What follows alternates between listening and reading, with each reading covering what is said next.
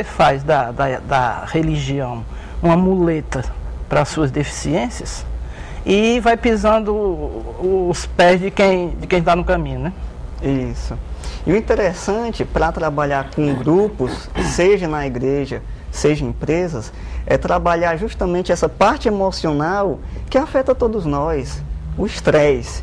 E também essas mazelas emocionais das questões que a gente passa, decepções, desavenças aqui e acolá com amigos ou familiares, coisas do passado que ainda ficam reverberando na nossa mente até hoje, algumas mágoas guardadas e não liberadas, que também causam doenças. Quer dizer, essas metodologias, principalmente a TLE, ajuda a liberar isso e ajuda a melhorar essa qualidade de vida do potencial do ser humano, seja na igreja ou nas empresas. Agora, eu queria te fazer uma pergunta, Alex. Em termos de empresa, até nós temos informações sobre a receptividade desse método. Agora, como é que tem sido a receptividade desse método pelas igrejas? Ok. Nas igrejas, a gente tem começado a atuar já há algum tempo, alguns meses, mas a nível de indivíduos, não de instituições. E algumas pessoas realmente estão mais abertas. Essa técnica especificamente, a TLE, Técnica de Libertação Emocional, na verdade é um conjunto de técnicas dentro de uma mesma técnica. Foi desenvolvido em 1994 por um pesquisador americano e que também é pastor evangélico, chamado Gary Craig. E ele já era estudioso da acupuntura, programação neurolinguística, psicologia, havia anos. E chegou até 1994 desenvolver essa técnica que de lá para cá tem ajudado inúmeras pessoas ao redor do mundo. E depois passou para o campo empresarial. Por quê? Porque no campo empresarial e também de igrejas existem pessoas. E se a pessoa não está bem, o trabalho dela não vai estar bem, a participação dela não vai estar boa.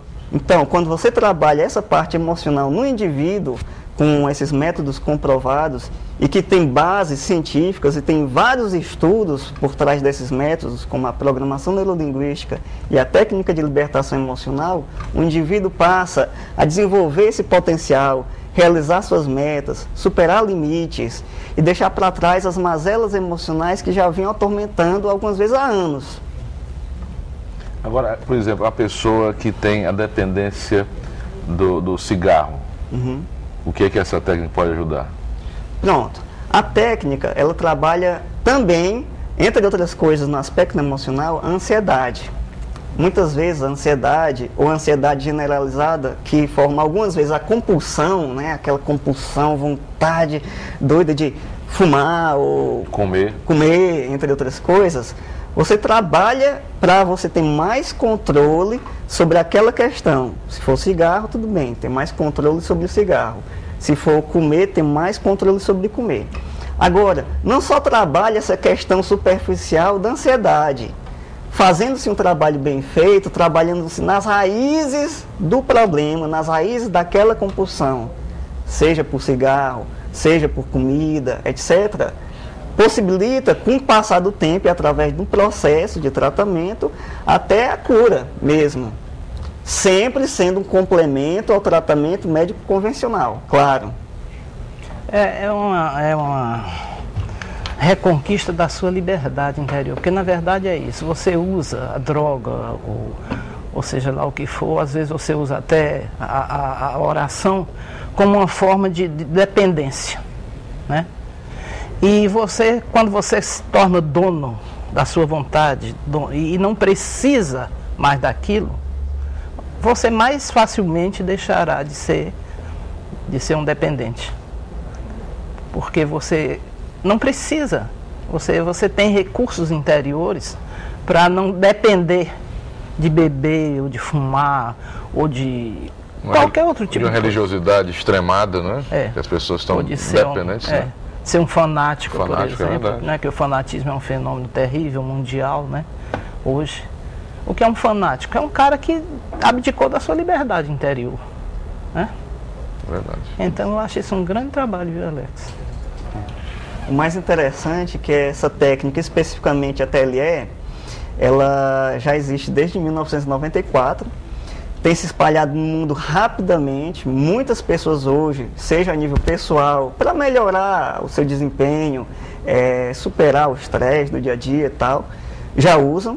E também vários doutores, médicos, PhDs, inclusive o próprio Deepak Chopra, ele acha a técnica fantástica, até ele a técnica de libertação emocional. E várias empresas hoje em dia, na Austrália, Estados Unidos, Europa, quando conhecem a técnica e vem a possibilidade de poder aumentar a produtividade, aumentar o seu potencial, seja você como executivo, o gerente, diretor de empresa, empresário, ou aumentar o desempenho do grupo, vem, opa, isso aqui é interessante, eu quero ver. Então, realmente ajuda a gente a superar com um pouco mais de recursos, dos recursos que a gente tem, os problemas do dia a dia. Algumas vezes a desmotivação, algumas vezes com todo mundo aqui e acolá bate uma desmotivação de fazer trabalho X ou Y, puxa, eu quero fazer aquilo, mas parece que tem um bloqueio, ou aquilo outro que há muito tempo eu já deveria ter feito ou realizado e está parado. Isso com todos nós temos. E ajuda a trabalhar essa questão para que essas metas possam ser realizadas. Eu acho que aumenta, Alex, a resiliência, né? Quer dizer, a capacidade de você resistir, porque há coisas que não dependem de você. Por exemplo, viver num país onde cada dia tem mais imposto as coisas são mais caras, né? Como é que você resolve isso? Por uma técnica? Não é, mas você resolve a sua capacidade de não se desesperar, né? Exatamente. De não se deixar vencer, de não se deixar matar interiormente pelo pessimismo, nada presta, nada é bom, não tem futuro, como é muito usual isso hoje, né? Essa tristeza coletiva diante da dificuldade da vida.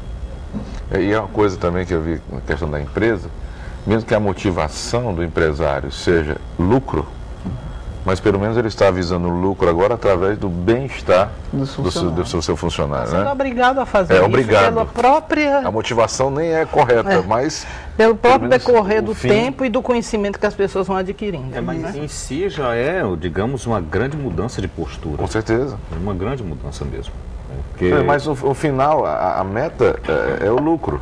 não deixa de Ou ser. muda ou não deixa ganha de dinheiro. ser. Então, mas pelo menos ele está agora fazendo isso de uma forma que todo mundo está ganhando. Mas E quebra há aquela- pessoas que realmente também mudaram. Né? Pelo com menos certeza. quebra aquele sentido antigo da empresa, né, que resistiu durante anos e anos, de que o funcionário tinha apenas que produzir.